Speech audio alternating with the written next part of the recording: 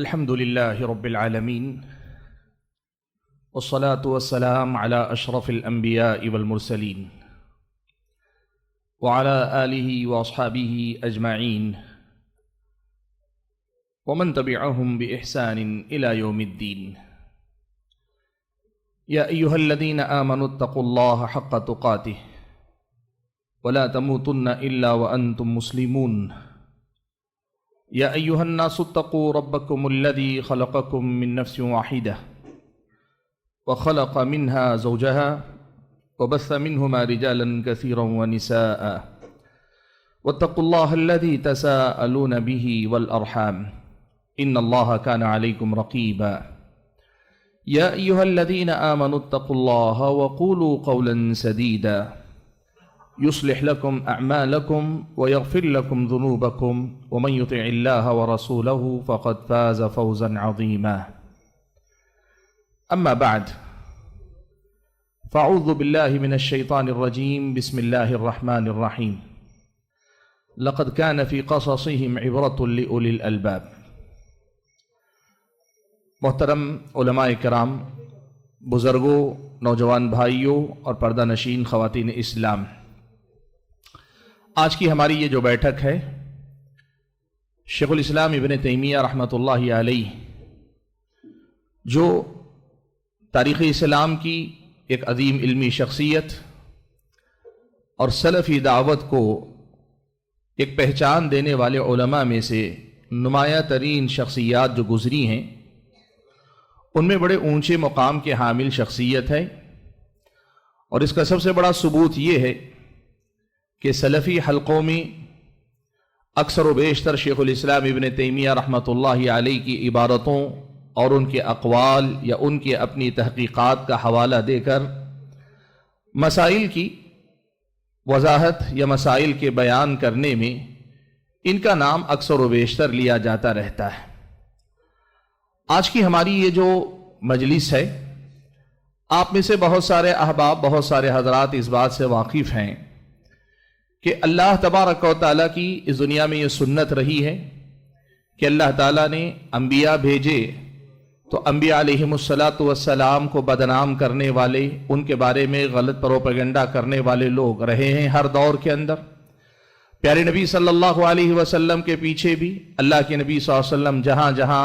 حق بیان کرتے، اللہ تعالیٰ کے دین کی دعوت دیتے ہوئے آگے بڑھتے، ابو لہب، ابو جہل ان کے پیچھے پیچھے جا کر لوگوں کے اندر غلط فہمیاں پیدا کرتے. انبیاء کی یہ سنت انبیاء کے وارثین کے حق میں بھی آتی ہے. اللہ تبارک و تعالی جب کبھی ان کے علم اور ان کی جو محنتیں، ان کی کتابیں، ان کی تحقیقات کو دنیا کے اندر عام کرتا ہے، ان کے لائے ہوئے پیغام حق کو اللہ تبارک و تعالی جب دنیا کے اندر پھیلاتا ہے تو ان کے پیچھے پیچھے ان کو بدنام کرنے والے لوگ لگ جاتے ہیں اور ان کی شخصیت کو نشانہ بناتے ہیں. مقصد کیا ہوتا ہے؟ وہ یہ سمجھتے ہیں کہ اگر شخصیت کو بدنام کر لے جائیں گے تو ان کی دعوت بھی بدنام ہو جائے گی. ان کے حساب سے شخصیت اگر گر جائے گی تو ان کا پیغام بھی گر جائے گا. اللہ کا فضل و کرم ہے کہ شیخ الاسلام ابن تیمیہ رحمۃ اللہ علیہ کا جو رشتہ ہے اس پیغام سے ہے جس سے اللہ کے نبی صلی اللہ علیہ وسلم نے فرمایا لا تزال طائفة من امتی علی الحق ظاہرین لا يضرهم من خذلهم ولا من خالفهم حتى يأتي امر اللہ وهم كذلك، کہ ایک جماعت برابر حق کی علم بردار بن کر دلیل اور برہان سے دنیا پر غالب بن کر زندگی گزارتی رہے گی، ان کا کوئی کچھ بگاڑ نہیں سکے گا، نہ وہ جو ان کی مخالفت کرتا ہے اور نہ وہ جو ان کی مدد سے ہاتھ کھینچ لیتا ہے. یہ سلسلہ چلتا رہتا ہے یہاں تک کہ اللہ تبارک و تعالیٰ کا فیصلہ آ جائے. یہی آپ کے سامنے یہ جو مجلس ہے، آپ جانتے ہیں کہ شیخ الاسلام ابن تیمیہ رحمۃ اللہ علیہ ایک طرف اس وقت دنیا میں سب سے زیادہ جن کا لٹریچر پڑھا جاتا ہے، جن کے معارف اور جن کے علوم، جن کے بیان کردہ حقائق پر ریسرچ ہو رہی ہے سب سے زیادہ، وہیں سب سے زیادہ جن کو بدنام کرنے، غلط باتیں ان کی طرف منسوب کرنے کی کوشش بھی سب سے زیادہ شیخ الاسلام ابن تیمیہ پر کے سلسلے میں ہوتی. میں یہ بات آپ کے سامنے بتانا چاہوں گا کہ عرب دنیا میں یہ معاملہ بہت پرانا ہے. عرب دنیا کے اندر یہ معاملہ بہت پرانا ہے کہ شیخ الاسلام ابن تیمیہ کو ہمارے زمانے کے اندر بھی کئی طرح سے بدنام کرنے کی کوشش کی گئی، اور آج آپ دیکھ رہے ہیں کہ اسی عرب دنیا کا چربہ، یعنی وہاں جو لوگ الزامات لگاتے رہے، ان کے جوابات دیے جاتے رہے، انہی کا چربہ لا کر آج ہمارے اپنے ملک ہندوستان کے اندر بھی بہت سارے لوگ وہی سطحی باتیں، وہی گھسی پٹی باتیں اور وہی الزامات جن کا جواب دے دیا گیا حق تلاش کرنے والے کے لیے موجود ہیں، لیکن وہی الزامات شیخ الاسلام ابن تیمیہ رحمۃ اللہ علیہ کی شخصیت پر ہمارے اپنے ملک کے اندر بھی لگاتے نظر آ رہے ہیں۔ ایسی صورت میں یہ علماء حق کا حق بنتا ہے کہ ان کے بارے میں جب غلط بیانی کی جائے تو پھر حق بات کو واضح کیا جائے، اس لیے کہ ایک تو ان کا حق بنتا ہے کہ انہوں نے جس طرح اپنی زندگی ہماری خاطر کہ صحیح اسلام ہم تک پہنچے، انہوں نے جو قربانیاں دی ہیں، اس کا یہ حق بنتا ہے کہ آج وہ ہمارے درمیان موجود نہیں، ان کے پیٹھ پیچھے ان کے بارے میں غلط بیانی کی جا رہی ہے تو ان کا دفاع کیا جائے۔ اور دوسری طرف اس سے بڑی بات کہ ان کا دفاع صرف ان کا دفاع نہیں، ایک شخصیت کا دفاع اتنا بڑا مسئلہ نہیں جتنا بڑا مسئلہ یہ ہے کہ لوگ شخصیت کی آڑ میں دعوت کو نشانہ بنانا چاہتے ہیں۔ ابن تیمیہ کا نام لے کر ابن تیمیہ کو نہیں، عصر حاضر میں سلفی دعوت کو بدنام کرنا چاہتے ہیں۔ ایسی صورتحال میں یہ دفاع یا اس کی وضاحت یا یوں کہیے کہ ابن تیمیہ کی شخصیت اور ان کے معارف اور علوم کا تعارف کروانا یہ ہماری ذمہ داری بنتی ہے۔ اس ناحیے سے منگلور کے ہمارے یہ جو بھائی ہیں، انہوں نے جو یہ اقدام کیا ہے، میں اس پر ان کو مبارکباد دیتا ہوں کہ بڑا مبارک اقدام آپ نے کیا ہے، اور میری یہ دعا ہے کہ اللہ تعالی ہم اور آپ کو خیر کے کاموں میں ایسے ہی بڑھ چڑھ کر سبقت کرنے کی توفیق نصیب فرمائیں، آمین۔ حاضرین گرامی قدر، بہت تھوڑا سا وقت میرے پاس ہے، اور تھوڑے سے وقت میں مجھے بڑے ہی اہم ایک مسئلے پر بات کرنی ہے، اور وہ مسئلہ یہ ہے کہ شیخ الاسلام ابن تیمیہ رحمۃ اللہ علیہ ایک مجدد ہیں۔ مجدد بھی وہ کہ جن کے بارے میں یہ کہا گیا کہ وہ 7 صدیوں کے مجدد ہیں، اور جن کے بارے میں یہ کہا گیا کہ وہ ایسے آج کے حساب سے اگر کہیں تو 1450 سال کا جو عرصہ ہے، ٹھیک درمیانی عرصے میں وہ آئے ہیں۔ ان سے پہلے تقریباً 6-7 صدیاں اور ان کے بعد تقریباً 7 صدیاں عالم اسلام نے دیکھے ہیں، تاریخ اسلام نے دیکھی۔ یہ ایک ایسی شخصیت شیخ الاسلام ابن تیمیہ رحمۃ اللہ علیہ کی ہے جنہوں نے جو کچھ علوم اور معارف چھوڑے، ان میں ایک طرف ان سے پہلے کی تقریباً کہا جاتا ہے 7 صدیوں میں جو تجدیدی کارنامہ انجام دیا، ان کی پچھلی 7 صدیوں کے جو کچھ بگاڑ آیا تھا ان کی تصحیح اور تجدید کے باب میں انہوں نے کارنامہ انجام دیا، اور ان کے بعد کی اگلی 7 صدیاں بھی برابر ان سے فائدہ اٹھاتی چلی آ رہی ہیں۔ مجھے آج اسی حوالے سے صرف کچھ بنیادی باتوں پر آپ کے سامنے روشنی ڈالنی ہے۔ سب سے پہلی بات آپ یہ سمجھ لیں، تاریخ اسلام میں علماء بہت ہیں، ابن تیمیہ اکیلے نہیں، اور آپ اگر دیکھیں تو ایسی شخصیتیں آپ کو ملیں گی جو نمبر کے حساب سے اگر دیکھیں تو ابن تیمیہ سے زیادہ کتابیں انہوں نے لکھیں، کاؤنٹ اگر آپ کر کے دیکھنا چاہیں، یا اگر آپ فن حدیث میں دیکھنا چاہیں تو ابن تیمیہ سے پہلے بھی بڑے جلیل القدر محدثین گزرے ہیں کہ اگر شیخ الاسلام ابن تیمیہ رحمۃ اللہ علیہ کو ان کے مقابلے میں ذکر کیا جائے تو شاید ان کے بعد ہی ان کا نمبر آئے۔ لیکن شیخ الاسلام ابن تیمیہ رحمۃ اللہ علیہ کا جو امتیاز جس سے اللہ تعالیٰ نے ان کو سرفراز فرمایا وہ یہ کہ وہ جس زمانے میں آئے وہ زمانہ تاریخ اسلام میں عروج کے بعد علوم اور معارف کی ترقی ہوئی تقریباً 3 صدیوں کا۔ تیسری صدی میں ہر علم اپنے کمال کو پہنچا۔ آپ فقہ دیکھیں، آپ تفسیر کو دیکھیں، آپ حدیث کو دیکھیں، آپ علوم الحدیث کو دیکھیں، 300 سال تک علوم اور معارف کی ترقی کی ایک تاریخ ہے، اور اس کے بعد پھر زوال اور انحطاط کا ایک دور ہے۔ اس زوال اور انحطاط کے زمانے کے بعد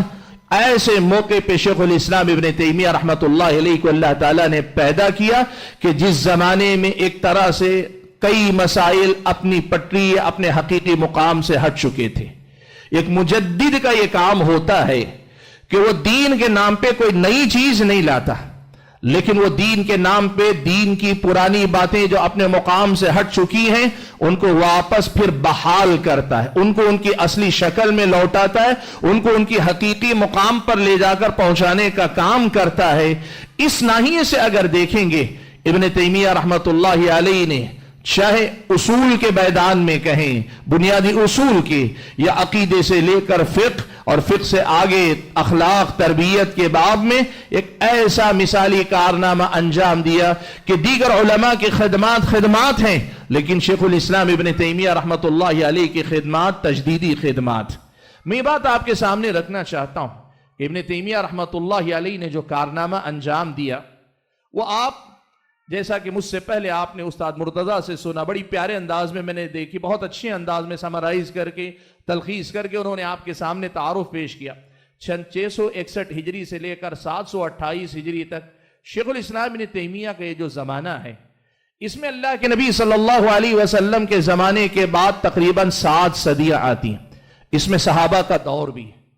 इसमें मुहद्दिसीन में इमाम अहमद जैसी जलीलुल कद्र शख्सियत जो फितना खल्क़ कुरान के मुकाबले में एक फर्द एक उम्मत बनकर मुकाबला किए थे, ऐसे सारे शानदार कारनामे हैं। लेकिन शेखुल इस्लाम इब्न तैमिया को मुजद्दिदुल कुरून सबआ कहा जाता है, 7 सदियों का मुजद्दिद कहा जाता है। क्यों कहा जाता है? उसकी वजह यह है कि चाहे वो इत्तिबाए किताब व सुन्नत की वो दावत जो कहीं ना कहीं या तो अक्ल की बरतरी की शक्ल में पीछे हो गई थी,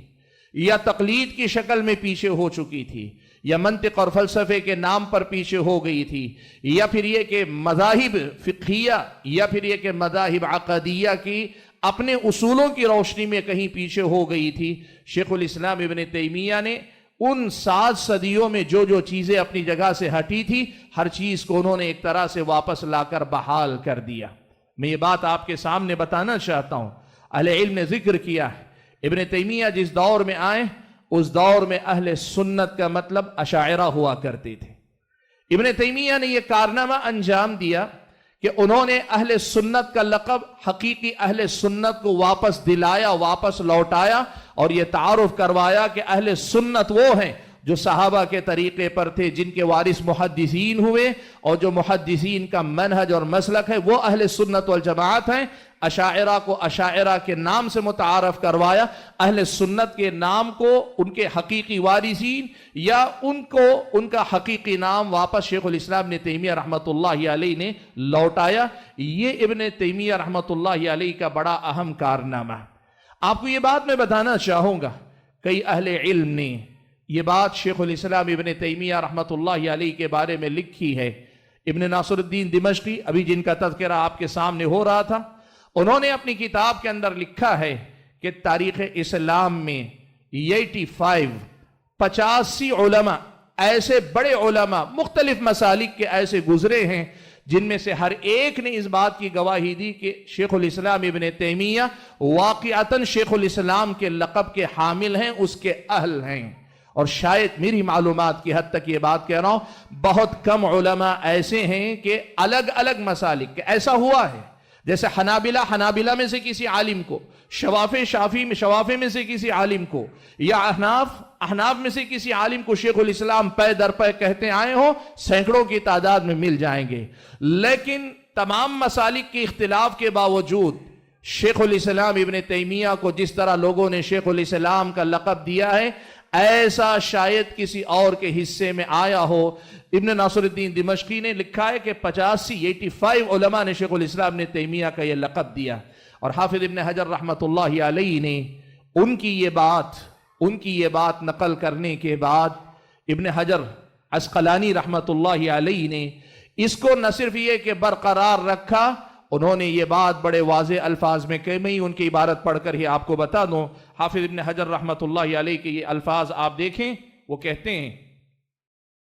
व शुहरतु इमामति शेख तक़ियुद्दीन अशहरु मिन अश-शम्स व तलक़ीबुहु बिशेखिल इस्लाम फ़ी अस्रिही बाक़िन इलल आन अलल अलसिनति ज़किय्या व यस्तमिर्रु गदन कमा कान बिल अम्स। सुभान अल्लाह। यानी शेखुल इस्लाम इब्न तैमिया रहमतुल्लाहि अलैहि के बारे में इब्न हजर रहमतुल्लाहि अलैहि का ये कहना है कि वो पूरा हक रखते थे कि उनको शेखुल इस्लाम कहा जाए। वो अपने ज़माने से मेरे ज़माने तक, यानी शेखुल इस्लाम 728 में इंतकाल कर रहे हैं, 852 हिजरी में इब्न हजर का इंतकाल हुआ, कह रहे हमारे ज़माने तक भी वो इस लक़ब के मुस्तहिक हैं और हमारे ज़माने के बाद भी उस लक़ब के मुस्तहिक रहेंगे, बाकी रहेंगे। इब्न तैमिया रहमतुल्लाहि अलैहि का जो कारनामा है वो क्या है? میں اس کو 2 الفاظ میں آپ کے سامنے بتاتا ہوں۔ پچھلی 7 صدیوں میں جو کچھ غلطیاں ہوئی تھیں اصول کے اندر، عقائد کے اندر، بنیادی مسائل کے اندر، ان کی تصحیح کی، 7 صدیوں میں بگڑے مسائل کی تصحیح کی، اور اگلی 7 صدیاں جہاں تک ہم ہیں، اور اللہ جانے آئندہ کب تک اللہ یہ علوم و معارف رکھے گا، اگلے 7 صدیوں کے لیے تأصیل کا کام کیا، 7 صدیوں کے لیے تصحیح ہے، اور اگلی گزری یہ جو 7 صدیاں ان کے بعد کی، اس کے لیے تأصیل کا کام شیخ الاسلام ابن تیمیہ رحمۃ اللہ علیہ نے کیا۔ یہ جو کام مجددانہ کام شیخ الاسلام ابن تیمیہ رحمۃ اللہ علیہ نے کیا ہے، وہ کس کس ناحیے سے کیا ہے، میں آپ کے سامنے 4-5 بڑے اہم پہلو بتاتا ہوں کہ جن میں ابن تیمیہ کا یہ کارنامہ ابھر کر آتا ہے۔ سب سے پہلا پہلو جہاں ابن تیمیہ کا یہ مجددانہ کارنامہ نظر آتا ہے وہ ہے تاریخ اسلام میں تقلید کا دور، مسلک پرستی کا دور، نہ صرف اصول کے اندر، فروع کے اندر، بلکہ تمام میدانوں کے اندر کتاب و سنت کی بالادستی کہیں پیچھے جا چکی تھی۔ لوگ قرآن و سنت سے رشتہ تو رکھتے تھے، لیکن استنباط اور استدلال میں وہ طریقہ جہاں قرآن و سنت کو سلف صالحین کے فہم کے مطابق مقدم رکھا جائے اور اسی کو مرجع بنایا جائے، اسی کو بنیاد بنایا جائے، جو کہ آج بھی محدثین کے مسلک حاملین کی دعوت ہے، سلفی دعوت کی بنیاد ہے، شیخ الاسلام ابن تیمیہ رحمۃ اللہ علیہ نے اسے واپس پھر سے بحال کیا۔ یہ صورتحال مفقود تھی، یا تو فقہی ناحیے سے تقلید تھی، یا پھر کلامی مذاہب عقائد کے اندر اشاعرہ، ماتوریدیہ یا معتزلہ، یا پھر تصوف کے میدان میں، رافضیت کے میدان میں بزرگوں، شخصیتوں کے اقوال اور فرمودات سے لوگ جڑے ہوئے تھے۔ ایسے ماحول میں قرآن و سنت کی بالادستی کو بحال کرنا، اور نہ صرف قرآن و سنت کی بالادستی کو بلکہ سلف صالحین کے فہم کو بنیاد بنا کر تمام مسائل کو حل کرنا، اس کام کو شیخ الاسلام ابن تیمیہ رحمۃ اللہ علیہ نے تنہا غیر معمولی محنت کے ذریعے ایک کارنامے کے طور پہ دنیا کے سامنے پیش کیا۔ میں آپ کو بتانا چاہتا ہوں، ابن تیمیہ رحمۃ اللہ علیہ نے العقیدۃ الواسطیہ لکھی۔ اس دور میں جو غلبہ تھا شوافی کا تھا۔ اب ابن تیمیہ رحمۃ اللہ علیہ نے عقیدہ واسطیہ جو لکھی تھی، قرآن و سنت کے دلائل سے لکھی تھی، سلف صالحین کے اقوال کی روشنی میں، آج بھی کتاب موجود ہے، آپ دیکھ لیں۔ یہ کتاب ایک طرح سے اشعری مذہب کی کمر توڑنے والی کتاب تھی۔ اب اس کو باطل قرار دینے یا اس کا اثر توڑنے کے لیے قاضی کے سامنے شیخ الاسلام نے تیمیہ کو بلایا گیا، اور اس وقت کے قاضی نے، ابن عبد الہادی نے العقود الدریہ کے اندر، اور ان کے علاوہ ابن رجب وغیرہ نے یہ واقعہ نقل کیا۔ قاضی نے بلا کر پوچھا کہ اے ابن تیمیہ، اے احمد ابن عبد الحلیم ابن تیمیہ، آپ نے یہ کتاب امام احمد کے مسلک کے مطابق لکھی ہے؟ یعنی آپ یہ مان لیں کہ آپ نے جو عقیدہ واسطیہ لکھا ہے، امام احمد بن حنبل رحمۃ اللہ علیہ کے مسلک کے مطابق لکھا ہے۔ وہ کیا چاہتے تھے؟ ایک بار ابن تیمیہ اگر یہ کہیں کہ امام احمد بن حنبل رحمۃ اللہ علیہ کے عقیدے کو ان کے مسلک کے مطابق میں نے بیان کیا ہے، تو پھر یہ لوگ کہہ دیتے کہ ابن تیمیہ نے اقرار کیا ہے یہ حنابلہ کے لیے لکھی گئی کتاب ہے، حنبلی مسلک کی کتاب ہے، آپ شوافی ہیں، آپ شافعی مسلک میں اشعریت پر باقی رہی ہے۔ شیخ الاسلام ابن تیمیہ رحمۃ اللہ علیہ نے جو جواب دیا، وہ جواب بڑے سنہرے الفاظ میں لکھے جانے کے قابل ہے۔ کہا هذه عقیدۃ السلف الصالح وأحمد إنما هو مبلغ عن النبي صلى الله عليه وسلم ولو قال أحمد من تلقاء نفسه ما لم يجئ به رسول الله صلى الله عليه وسلم لم نقبله وإنما هذه عقيدة محمد صلى الله عليه وسلم۔ ابن تیمیہ رحمۃ اللہ علیہ نے جواب میں کہا، یہ میں نے جو لکھا ہے واسطیہ میں، یہ سلف صالحین کا عقیدہ، امام احمد کا عقیدہ نہیں، سلف صالحین صحابہ تابعین کا عقیدہ ہے۔ امام احمد بن حنبل کا کام بس یہ تھا کہ انہوں نے یہ عقیدہ ہم تک پہنچایا ہے۔ اگر امام احمد ایسا کوئی عقیدہ ہمارے پاس لائیں جو قرآن و سنت کے اندر نہ ہو، جو رسول اکرم صلی اللہ علیہ وسلم نے نہیں لایا ہو، تو ہم امام احمد کے عقیدے کو بھی نہیں قبول کریں گے، اگر وہ اللہ کے نبی کے سکھایا ہوا نہ ہو۔ اسی لیے یہ صاف طور پہ سن لو، میں نے جو ذکر کیا ہے یہ پیارے نبی محمد صلی اللہ علیہ وسلم کا عقیدہ ہے۔ ابن تیمیہ رحمۃ اللہ علیہ نے یہ مجددانہ کام کیا کہ لوگوں کو براہ راست قرآن و سنت کو اپنی زندگی میں مقدم رکھنے، اپنے آپ کو قرآن و سنت سے جوڑنے، سلف صالحین کے منہج کے مطابق کام کرنے کی طرف لایا۔ یہ سب سے بڑا اور بنیادی کام شیخ الاسلام ابن تیمیہ کا ہے۔ دوسرا کام جسے ہم مجددانہ کہیں وہ یہ کہ ابن تیمیہ جس دور میں آئے، عقائد کے باب میں ابتدا میں جہمیہ، پھر اس کے بعد فلاسفہ کے اثر سے جہمیہ، پھر معتزلہ، اور اس کے بعد علم کلام کی ایجاد کر کے اشاعرہ، ماتوریدیہ وغیرہ نے عقائد کو پوری طرح سے عقول کے یعنی انسانی عقل کے تابع کر چھوڑا تھا۔ صورتحال یہ تھی، یہاں کئی مسائل مسلمانوں کے لیے پریشان کن تھے۔ پہلا مسئلہ یہ تھا، عقائد کی بنیاد قرآن و سنت نہیں تھی، عقائد کی بنیاد فلسفے کے اصول تھے، منطق کے ضابطے تھے، علم کلام کے وضع کردہ ہوا نئے اصول تھے، جو علم کلام منطق اور فلسفے کے مقابلے کے لیے ایجاد کیا گیا ایک علم تھا۔ لیکن علم کلام میں خود معتزلہ کے اعتزال کے اثرات تھے، فلاسفہ کے فلسفے کے اثرات تھے، مناطقہ کے منطق کے اثرات تھے، اور یہ عقیدے کی بنیاد بن گئے تھے۔ اور اسی کے نتیجے میں ایک بہت بڑا مسئلہ یہ تھا کہ قرآن و سنت کو عقل پر حاکم ماننے کے بجائے عقل کو قرآن و سنت پر حاکم بنا دیا گیا تھا۔ یعنی قرآن و سنت کو عقل کی روشنی میں طے کیا جاتا تھا، کیا صحیح ہے کیا غلط ہے، عقل سے میل کھاتے تو قبول کرتے، نہ میل کھائے تو اس کو چھوڑ دیا جاتا۔ یہ جو صورتحال تھی، شیخ الاسلام ابن تیمیہ رحمۃ اللہ علیہ نے عقل کے سلسلے میں سب سے پہلے ایک متوازن موقف رکھا لوگوں کے سامنے۔ بنیادی طور پر عقل، انسانی عقل کا دین میں کردار کیا ہونا چاہیے، یہ سب سے پہلے شیخ الاسلام ابن تیمیہ رحمۃ اللہ علیہ نے رکھا۔ اور وہ انہوں نے کیا کیا، تین بڑے ضابطے ذکر کرتا ہوں جو ابن تیمیہ نے پوری کتابوں کے اندر مکرر ذکر کی ہیں، اپنی کتابوں کے تین بڑے ضابطے۔ پہلی بات ذکر کی، عقل اللہ کی بہت بڑی نعمت، اس کو چھوڑ دینا کوئی عقل مندی نہیں ہے۔ انسان کو اللہ تعالیٰ نے عقل دی ہے تو دین سمجھنے کے لیے عقل کی ضرورت ہے، عقل بہت بڑی نعمت ہے، لیکن عقل صرف کافی نہیں ہے، صرف عقل کافی نہیں۔ مثال دے کر شیخ الاسلام نے تیمیہ نے بتایا، آنکھ کی روشنی آدمی کے اندر چاہے جتنی اچھی ہو، لیکن آنکھ کی بینائی کے ساتھ باہر اگر سورج کی روشنی نہ ہو، چاند کا اجالا نہ ہو، یا چراغ کی روشنی نہ ہو، تو آدمی حقیقتوں کو صحیح انداز میں دیکھ نہیں پاتا، چیزوں کو صحیح سے دیکھ نہیں پاتا۔ انسان کی عقل چاہے جتنی کامل ہو، اگر نور شریعت اس کے ساتھ نہ ہو، نور بصارت کے ساتھ نور شریعت نہ ہو، تو آدمی صحیح حقائق نہیں دیکھ سکتا۔ اس لیے انسان کو اپنی عقل سے کام لینا چاہیے، لیکن صرف عقل کو سب سے اونچے درجے پر نہیں رکھنا چاہیے۔ یہ بنیادی ضابطہ سب سے پہلا۔ دوسرا ضابطہ شیخ الاسلام ابن تیمیہ رحمۃ اللہ علیہ نے صاف طور پہ ذکر کیا، کہا کہ یہ طے ہے کہ اللہ تبارک و تعالیٰ نے جو شریعت نازل کی ہے اس کے مطابق العقل الصحیح لا يتعارض مع النقل، العقل السلیم لا يتعارض مع النقل الصحیح۔ یعنی اگر قرآن و سنت میں کوئی بات صحیح سند سے ثابت شدہ ہے، وہ عقل سلیم سے ٹکرا نہیں سکتی۔ عقل سلیم اور قرآن و سنت کی بیان کردہ حقیقت میں ٹکراؤ نہیں ہو سکتا، اور اگر کہیں ٹکراؤ نظر آ رہا ہے، دو میں سے ایک بات ہوگی، یا تو نقل غیر صحیح ہوگی، یعنی آپ کو تحقیق کرنی پڑے گی کہ یہ حدیث ثابت ہے کہ نہیں،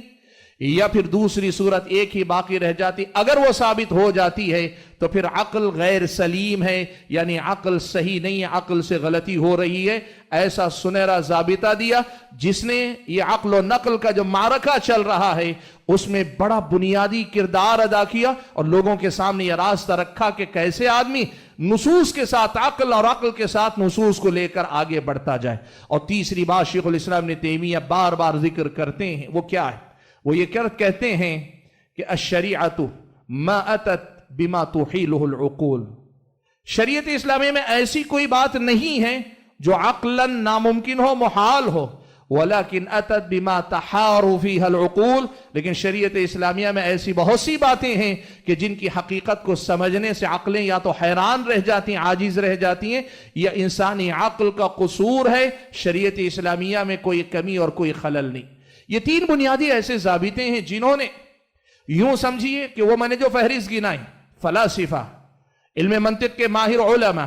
اور انہی کے زیر اثر جو جہمیہ تھے، معتزلہ تھے، اور اس کے بعد کے دور میں علم کلام ایجاد کر کے اشاعرہ ماتوریدیہ،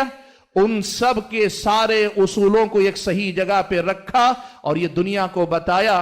कि अक्ल पर नक्ल की हुकूमत होनी चाहिए, अक्ल पर कुरान और सुन्नत की हुकूमत होनी चाहिए। ये बुनियादी ज़ाबिता जिक्र किया और दूसरी तरफ ये भी दुनिया को बताया अक्ल इंसानी अल्लाह की नेमत है, इसे इहमाल नजरअंदाज करके छोड़ देना ये कोई समझदारी नहीं है। इस तरह मंतिक, फलसफा और अक्लानियत का जो फितना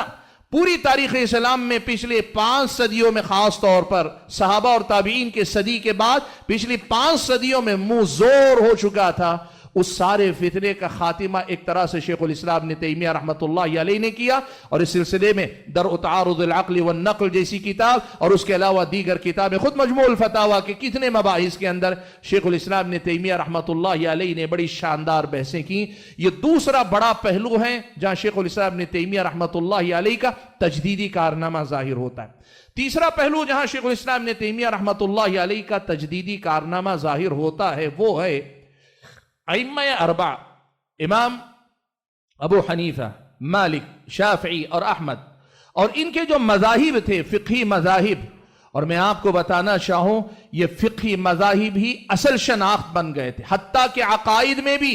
इसी शनाख्त पर लोग जीते थे। गर्चे हनफी और शाफी होने की वजह से मातुरीदी और अशअरी थे, लेकिन वो अपने आप को हनफी कहते थे तो समझते थे कि हमारा अकीदा मातुरीदी होगा, शाफी कहते थे तो ये समझते थे हमारा अकीदा अशअरी अकीदा होगा, मालिकी कहते थे तो वो मानते थे कि हमारा अकीदा अशअरियत ज़दा होगा, और इमाम अहमद बिन हंबल का नाम लेते थे तो जो अहले सुन्नत का अकीदा वो इमाम अहमद बिन हंबल के अकीदे के नाम पे माना जाता था। शेखुल इस्लाम इब्न तैमिया रहमतुल्लाह अलैह ने क्या किया पता है? एक बड़ा काम ये किया कि ये फ़िक़ही मज़ाहिब, इसमें जो तकलीद के नाम पर, मसलकी असबियत के नाम पर अंधी तकलीद का जो मिजाज था, उसके मुकाबले में इत्तिबाउद दलील, दलील की पैरवी करने वाला जो कि मजहब अहले हदीस है। फ़िक़्ह के बाब में अहले हदीस का जो मजहब है, शेखुल इस्लाम ने तैमिया रहमतुल्लाह अलैह ने इसको फिर से एक मरतबा जिंदा करके लोगों के सामने पेश किया। और दूसरी तरफ इसका भी ख्याल रखा कि इस दौरान जब इत्तिबाउद दलील, फ़िक़्हुल मज़हब से ज्यादा फ़िक़्हुद दलील को मुक़द्दम रखने की जो दावत दी, इस दौरान कहीं ऐसा ना हो कि अइम्मा अरबा के मुकाम में कहीं कमी हो जाए, उनको उनका मुकाम भी बरकरार रखने की तालीम दी। एक ऐसा मुतवाज़िन मौक़िफ़, एक बैलेंस्ड स्टैंड उम्मत के सामने पेश किया कि आज शेखुल इस्लाम ने तैमिया का वो ज़माना गुजरने के बाद बिला मुबालगा आज जो मुत्तबीईन मज़ाहिब हैं उनके अंदर भी इत्तिबाउद दलील का अगर थोड़ा भी कहीं असर नजर आता है, अल्लाह के फजल व करम के बाद शेखुल इस्लाम ने तैमिया के इस मुजद्दिदाना कारनामे में उसका बड़ा अहम किरदार है। और इसके मुजाहरे के लिए मैं 2 चीजें आपके सामने जिक्र करता हूं। शेखुल इस्लाम ने तैमिया रहमतुल्लाह अलैह ने जिन फ़िक़ही मसाइल के अंदर इत्तिबाउद दलील के मसले को वाज़े किया, उनमें से एक मसला था 3 तलाक, एक वक्त की एक मजलिस की 3 तलाक को 1 तलाक करार देना। मज़ाहिब अरबा में यही बात थी कि 3 तलाक 3 मान ली जाएगी। अगर किसी ने बीवी से कह दिया 3 तलाक, तलाक तलाक तलाक, वो 3 मान ली जाएगी। शेखुल इस्लाम ने तैमिया रहमतुल्लाह अलैह ने दलील की रोशनी में कहा कि राज मौक़िफ़ ये है कि 3 तलाक 1 तलाक वाक़े होगी। ये इत्तिबाउद दलील की जो दावत शेखुल इस्लाम ने तैमिया दी ना, उसका सबसे नुमाया मसला था। और मैं आपको बताऊं, इब्न तैमिया रहमतुल्लाह अलैह अपनी जिंदगी में कई मरतबा दुनिया के अंदर कई मरतबा कैद खाने में दाखिल किए गए बतौर सजा के। उनमें से एक मरतबा इसी मसले की वजह से उन्हें कैद में तक रखा गया कि आप इस कौल से दस्तबरदार हो जाएं। लेकिन शेखुल इस्लाम ने तैमिया रहमतुल्लाह अलैह ने कहा नहीं, जब दलील की रोशनी में यही हक है तो मैं इसी हक का ऐलान करूंगा। इत्तिबाउद दलील के उस सुन्नत को, मुहद्दिसीन के उस मनहज को दोबारा जिंदा किया। और दूसरी तरफ रफ़उल मलाम अनिल अइम्मतिल आलाम जैसी किताब लिखकर अइम्मा अरबा के इल्मी मुकाम को भी बहाल रखा, बरकरार रखा। दलील की पैरवी करने का मतलब अइम्मा की तौहीन नहीं होती। ये वो पैगाम है जो शेखुल इस्लाम ने तैमिया ने दुनिया के सामने रखा। ये उनके तजदीदी में कारनामे का एक और पहलू है, एक और मैदान। हाज़िरीन गिरामी कदर, वक्त बहुत कम है मेरे पास, लेकिन मैं ये बात आपके सामने जिक्र करना चाहूँगा। इब्न तैमिया रहमतुल्लाह अलैह का तजदीदी कारनामा जो सबसे ज़्यादा खुल कर आया वो अकाईद का बाब है। अकीदे के बाब में प्यारे नबी सल्लल्लाहु अलैहि वसल्लम के सहाबा जिस अकीदे पर थे, उस अकीदे को उसूलन ही नहीं, बुनियादी अकायद के अंदर ही नहीं, बल्कि अकायद की जुजियात और तफसीलात के अंदर कुछ इस तरह से बहाल किया कि अकीदे के मसाइल खालिसतन सलफ़ सालिहीन के मनहज के उसूलों पर उनके ज़माने के बाद से आज तक पढ़ाए जाते हैं। मैं आपके सामने जिक्र करूं बतौर मिसाल के, इब्न तैमिया रहमतुल्लाहि अलैहि ने जिस दौर में अकीदे पर काम किया, उस दौर में अशायरा का गलबा था,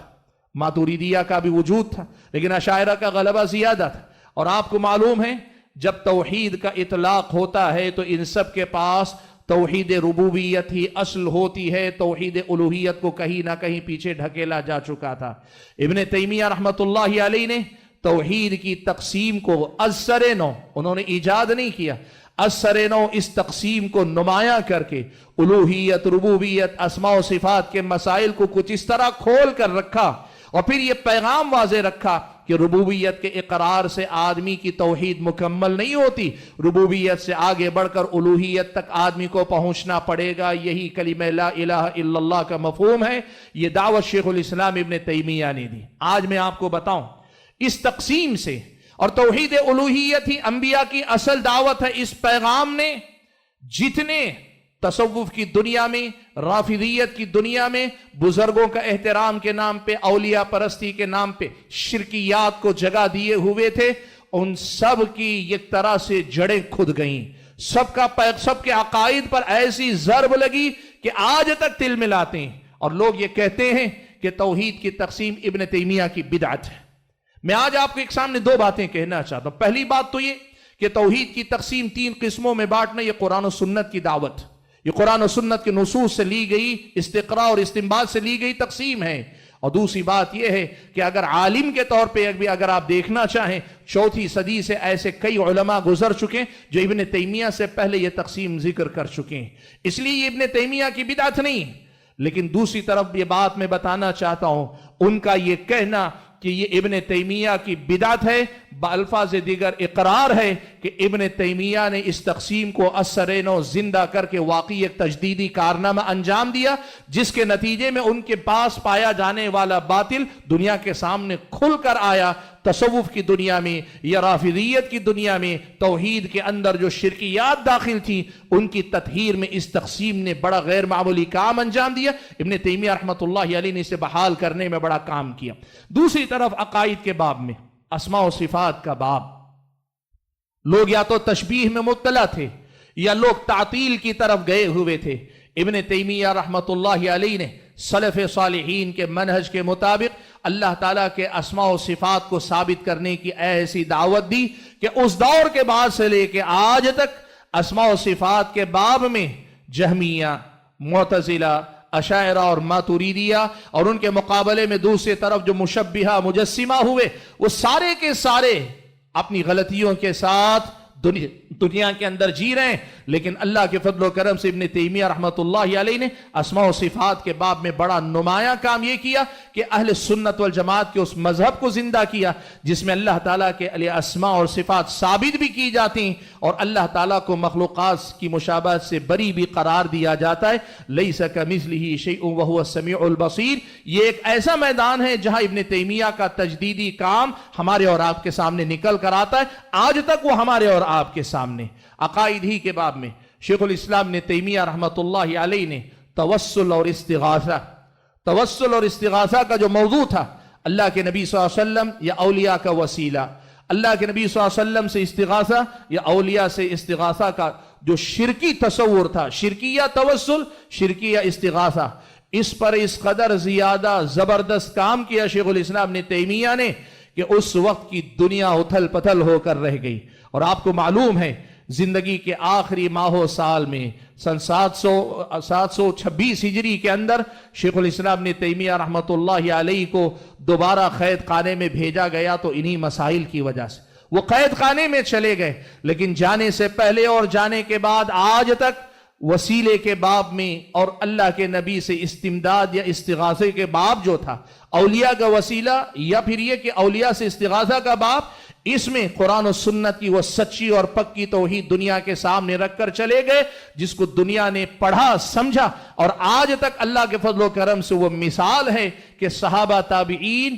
اس عقیدے پہ نہ تھے جو عقیدہ آج صوفیہ کے پاس یا اشاعرہ اور ماتوریدیہ میں سے بہت ساروں کے پاس۔ اسی سلسلے کی کڑی پیارے نبی صلی اللہ علیہ وسلم کی قبر کی طرف سفر کر کے جانے کا مسئلہ تھا۔ اسلامی شریعت میں مدینہ میں مسجد نبوی کی زیارت کے لیے شد رحال یہ مسنون ہے، مشروع ہے، لیکن قبر نبی کی زیارت کے لیے سفر مشروع نہیں ہے۔ البتہ کوئی مسجد نبوی کی زیارت کے لیے آئے تو وہ قبر نبی کی بھی زیارت کر لے۔ یہ عقیدہ، یہ واضح مسئلہ شیخ الاسلام نے تیمیہ نے اس قدر پرزور انداز میں اٹھایا کہ اس کی بنیاد پر بڑی تکلیفیں ابن تیمیہ کو جھیلنی پڑی، لیکن ابن تیمیہ کا مجددانہ کارنامہ کہ یہ مسئلہ صرف ایک مسئلہ نہیں تھا، یہ پیارے نبی صلی اللہ علیہ وسلم کی شان میں غلو کے جتنے مظاہر لوگوں نے پیدا کیے تھے ان کے خلاف ایک علامت تھی کہ اللہ کے نبی کی شان میں غلو نہ کر کے نبی سے سچی محبت کی جائے اور نبی سے محبت ان کی شریعت لائی ہوئی شریعت کی روشنی میں کی جائے۔ ابن تیمیہ رحمۃ اللہ علیہ نے عقائد کے ان تمام میدانوں میں تجدیدی کارنامہ انجام دیا۔ حضرات گرامی قدر، وقت بہت زیادہ ہو رہا ہے، میں بات کو سمیٹنے کی کوشش کرتا ہوں۔ جہاں تک تصوف کی بات ہے، سعودی عرب کے ایک عالم دین ہیں، ابن تیمیہ کے معارف پر متخصص مانے جاتے ہیں، وہ کہتے ہیں کہ ابن تیمیہ سے زیادہ کسی نے صوفیہ کے ساتھ انصاف نہیں کیا۔ ابن تیمیہ نے 3 درجے ذکر کیا، تصوف کی 3 قسمیں ابن تیمیہ کی نظر میں۔ ایک تصوف وہ ہے جس کا معنی زہد، قناعت، انابت اللہ، اللہ تعالیٰ کی طرف لو لگانا، قلیل سے قلیل دنیا پہ اکتفا کرنا۔ یہ جو زہد اور قناعت اور عبادت کا مفہوم ہے یہ تصوف کی اصل ہے، لیکن یہ اس کے نام زہد ہیں، اس کا نام قناعت ہے، اس کا نام دنیا سے قلیل تعلق ہے۔ یہ تصوف کی صحیح شکل ہے اور یہ سلف صالحین کا تصوف ہے۔ اس کو تصوف کا نام نہیں دیا جاتا تھا، لیکن اگر تصوف کی کوئی سچائی ہے تو یہ وہ ہے۔ رہا دوسری قسم تصوف کی، صوفیہ میں سے وہ لوگ ہیں جن کے اندر عقائد کا کوئی بگاڑ نہیں تھا، لیکن وہ اعمال کے اندر، اوراد، اذکار کے اندر بدعتوں میں مبتلا تھے۔ شیخ الاسلام نے تیمیہ نے کہا یہ اہل سنت میں سے مانے جائیں گے سوائے ان بدعتوں کے، ان بدعتوں کے خلاف نکیر کی جاتی رہے گی۔ اور تیسری قسم صوفیہ کی وہ جو وحدت الوجود، وحدت الشہود جیسے کفریہ عقیدوں کے حامل تھے، ایسے لوگوں کے بارے میں ابن تیمیہ نے واضح طور پر یہ تقسیم رکھی کہ یہ لوگ یہود و نصارہ سے زیادہ اعلیٰ درجے کے کفر میں مبتلا ہے۔ حاضرین گرامی قدر، تصوف کے سلسلے میں یہ واضح موقف ابن تیمیہ رحمۃ اللہ علیہ کا ایک اور تجدیدی پہلو ہے جو انہوں نے دنیا کے سامنے پیش کیا۔ اور ابن تیمیہ کے تجدیدی بے کارنامے کا ایک اور پہلو ہے رافضیت کے حوالے سے۔ یہ وہ دور تھا کہ لوگ گرچہ اپنے آپ کو اہل سنت کہتے تھے، لیکن آل بیت رسول سے محبت کے نام پر اکثر کہیں نہ کہیں غلو کا شکار ہو جاتے تھے۔ ابن مطہر الحلی، شیخ الاسلام نے تیمیہ رحمت اللہ علیہ کے ایک شیعی عالم، اس نے کتاب لکھی منہاج الکرامہ کے نام پر، اور اس میں اپنی رافضیت کو بھرا، صحابہ کے صحیح گستاخی اور آل بیت سے محبت کے نام پر ان کی شان میں جو غلو کیا تھا۔ ابن تیمیہ رحمت اللہ علیہ نے منہاج السنہ النبویہ کے نام پہ کتاب لکھ کر ایسا زبردست مثالی کارنامہ انجام دیا کہ رافضیت کو آئینہ دکھانے والی تاریخ کی مثالی کتاب بن گئی۔ یہ کچھ پہلو ہیں جہاں شیخ الاسلام نے تیمیہ رحمت اللہ علیہ کی شخصیت نمایاں نظر آتی۔ حضرات گرامی قدر، میں نے جو بات ذکر کی، ان تمام مسائل کا اثر آپ ان آباد والی پوری کی پوری 7 صدیوں میں دیکھیں گے۔ 728 ہجری میں شیخ الاسلام نے تیمیہ کا انتقال ہوا، آج ہم 1447 ہجری میں ہیں۔ ہمارے زمانے تک آنے تک اگر ہم ایسے بھی کہنا چاہیں لگ بھگ ہم مزید 720 سال اور گزار چکے ہیں ابن تیمیہ کی وفات کے بعد، لیکن ابن تیمیہ کے معارف کبھی مردہ نہ ہوئے، ہر دور میں پڑھے جاتے رہے۔ عصر حاضر میں شیخ الاسلام محمد بن عبد الوہاب رحمت اللہ علیہ کی جو دعوت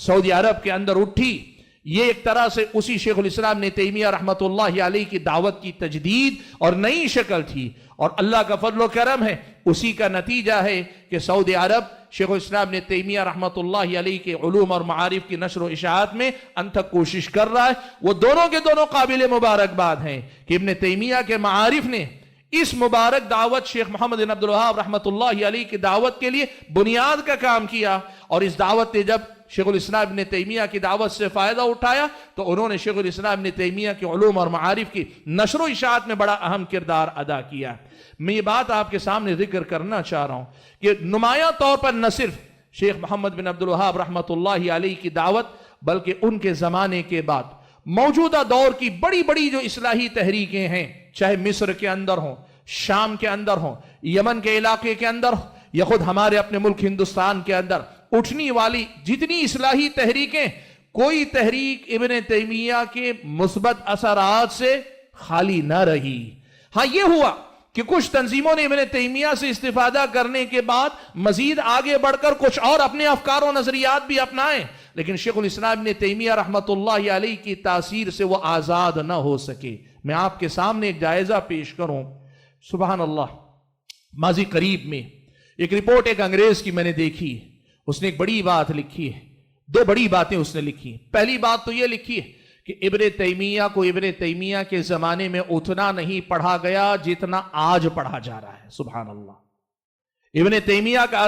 असर हाजिर में कितना अंदाजा लगाए, वो लिखता है कि इब्न तैमिया को इब्न तैमिया के जमाने में उतना नहीं पढ़ा गया जिस कदर ज्यादा आज इब्न तैमिया को पढ़ा जा रहा है। और दूसरी बात वो ये लिखता है कि मशरिक से ज्यादा, यानी ये जो ईस्ट हमारा है, मशरिक से ज्यादा जहां मुसलमानों की अक्सरियत है मशरिक के अंदर, मशरिक से ज्यादा मगरिब के अंदर इब्न तैमिया के उलूम और मारिफ पर आज के दौर में सबसे ज्यादा रिसर्च हो रही। आज के दौर में अगर किसी एक शख्सियत जैसे राजी के अफकार, गजाली के अफकार, इन सब पे बड़ा लंबा रिसर्च का काम हुआ, लेकिन उसने जायजा लेकर बताया इस दौर में इब्न तैमिया के अफकार और नजरियात पर जितना गहरा रिसर्च मगरिबी ममालिक के अंदर हो रहा है, कई लोग अच्छे अंदाज में, मुस्बत अंदाज में, और कई लोग उसकी शख्सियत को मजरूह करने के लिए इब्न तैमिया को जिस कदर ज्यादा पढ़ा रहे हैं, इतना ज्यादा आज के दौर में किसी और को नहीं पढ़ा जा रहा है। यह बताता है कि असर हाजिर में शेखुल इस्लाम इब्न तैमिया रहमतुल्लाहि अलैहि की शख्सियत का कितना अहम किरदार है।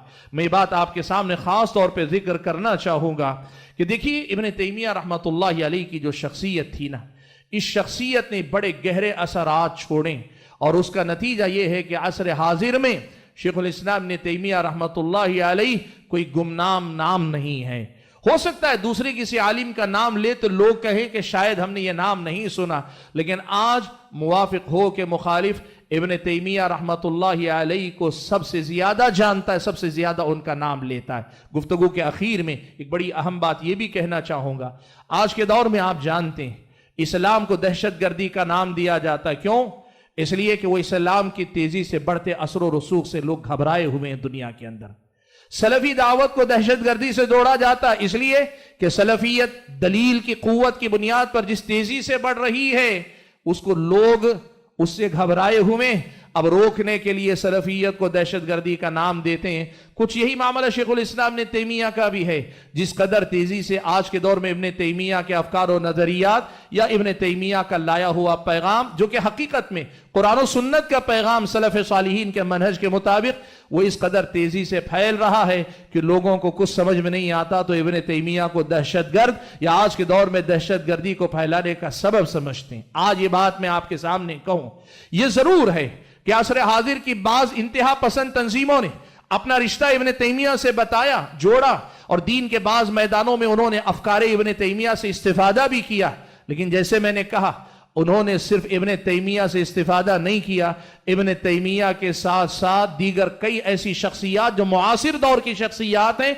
उनके उलूम और मारिफ से भी इस्तिफादा किया। इंतहा पसंदी उनके अंदर अगर आई तो इन बकिया शख्सियतों के अफकार से फायदा उठाने की वजह से है, वरना इब्न तैमिया के अफकार आज के दौर में भी दहशतगर्दी का मुकाबला करने में बुनियादी किरदार अदा कर रहे हैं। इस सिलसिले में आपके सामने एक लेक्चर था, लेकिन आज शायद वो ना हो। आइंदा जब कभी बात आएगी जिस पर आपके सामने तफसीली तौर पर बात होगी, बात कहना यह है कि शेखुल इस्लाम बिहक इब्न तैमिया रहमतुल्लाहि अलैहि न सिर्फ ये कि मुजद्दिद थे, तगलीबन कहा जाता है, हालांकि उसमें सहाबा की सदी भी है। सहाबा के मुकाबले में तो इब्न तैमिया का नाम नहीं लिया जाता, ताबीइन की सदी है, लेकिन कम से कम बाद की 5 सदियां या फिर यह कि पूरी मिलाकर 7 सदियों को सामने रखकर मुजद्दिदुल कुरून 7, پچھلی اپنے سے پہلے کی 7 صدیوں کے مجدد تھے، اور اس کے ساتھ ساتھ اس زمانے کے بعد سے کم آج تک تقریباً 720 سال یا اس سے کچھ زیادہ کا لگ بھگ عرصہ گزر رہا ہے۔ اتنے سال کے لیے وہ ایک طرح سے تاصیل کا کام کر گئے، بنیادیں فراہم کر گئے۔ رب العالمین سے دعا کیجئے کہ اللہ تبارک و تعالی شیخ الاسلام ابن تیمیہ رحمت اللہ علیہ کی شخصیت کو ان کے لیے جس طرح آج زندہ رکھ کر ذخیر آخرت بنایا ہوا ہے، اللہ تا قیامت ان کے افکار نظریات کو زندہ رکھے، امت کو ان سے فائدہ پہنچاتا رہے۔ میں ایک بات اور بھی کہہ دوں، ضمناً بات رہ جائے گی۔ سبحان اللہ، کہا بعض اہل علم نے بڑی پیاری بات لکھی، کہا ابن تیمیہ رحمت اللہ علیہ کے افکار و نظریات دلیل کی بنیاد پر، بنیادی اصولوں سے جڑے ہونے کے نتیجے میں اس قدر با اثر ہے کہ امام طحاوی رحمت اللہ علیہ نے العقیدۃ الطحاویہ جو لکھی، اس کی شرح ابن ابی العز الحنفی رحمت اللہ علیہ نے لکھی۔ کتاب تو لکھی ابن ابی العز الحنفی رحمت اللہ علیہ نے، لیکن حنفی ہونے کے باوجود پوری شرح میں جو حوالے لکھے ہیں وہ ابن تیمیہ اور ابن قیم ہی کی عبارتوں سے مستفاد ہیں۔ دنیا ان کے ناموں کو چھپا سکتی ہے، لیکن ان کی دعوت سے کبھی بے نیاز نہیں ہو سکتی۔ یہ شان اللہ تعالیٰ نے ان کو عطا کی ہے۔ اللہ سے دعا ہے کہ اللہ تعالیٰ ان کی یہ شان بحال رکھے۔ حاسدین کو اللہ تعالیٰ سب سے پہلے تو توفیق دے، اور اگر وہ لوگ توفیق کے لائق نہیں اللہ کے نزدیک تو پھر اللہ تعالیٰ ان کے شر کے ساتھ ان کو دفن کر دے۔ آمین۔ وآخر دعوانا ان الحمد للہ رب العالمین۔